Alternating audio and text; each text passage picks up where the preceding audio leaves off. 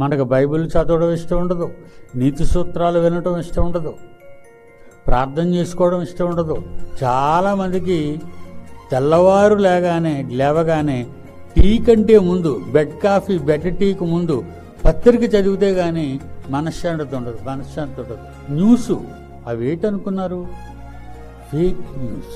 ప్రతిదీ బ్రేకింగ్ న్యూసే. చావడం బ్రేకింగ్ న్యూసే, ఆ యాక్సిడెంట్ అవ్వడం బ్రేకింగ్ న్యూసే, చంపుకోవడం బ్రేకింగ్ న్యూసే. ఇవ్వండి బ్రేకింగ్ న్యూస్లు.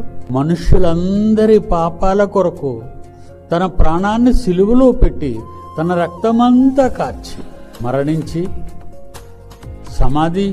సమాధిలో పెట్టబడి తాను బ్రతికుండుండగా చెప్పిన మాట, నేను 3వ దినాన్ని లేచిపోతాను అన్నప్పుడు అపోస్తులందరూ సమాధి దగ్గరికి, మరియమ్మ, మగ్దలేను వీళ్ళందరూ అక్కడికి వెళ్ళి పరిగెత్తుకొని వెళ్ళారు. తెల్లవారి 3వ దినాన్ని ప్రభు లేస్తానన్నాడు కదా, అది నిజం, అది బ్రేకింగ్ న్యూస్. అది